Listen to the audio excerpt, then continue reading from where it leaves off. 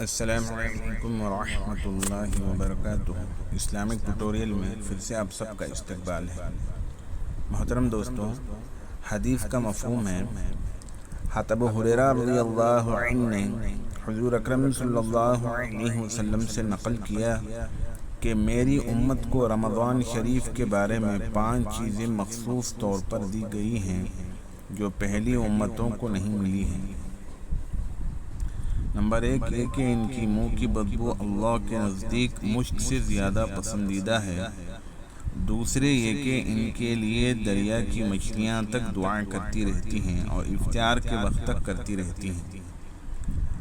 Number 3 جنت ہر روز ان کے لیے آراستہ کی جاتی ہے۔ پھر حق تعالیٰ شانہ فرماتے ہیں کہ قریب ہے کہ میرے نیک بندے دنیا کی مشقتیں اپنے اوپر سے پھینک کر تیری طرف آئیں۔ نمبر 4 اس میں سرکش شیاطین قید کر دیے جاتے ہیں کہ وہ رمضان میں ان برائیوں کی طرف نہیں پہنچ سکتے جن کی طرف غیر رمضان میں پہنچ سکتے ہیں۔ نمبر 5 رمضان کے آخری رات میں روزے داروں کے لیے مغفرت کی جاتی ہے۔ صحابہ رضی اللہ عنہم اجمعین نے عرض کیا کہ یہ شب مغفرت شب قدر ہے؟ فرمایا نہیں، بلکہ دستور یہ ہے کہ مزدور کو کام ختم ہونے کے وقت مزدوری دے دی جاتی ہے۔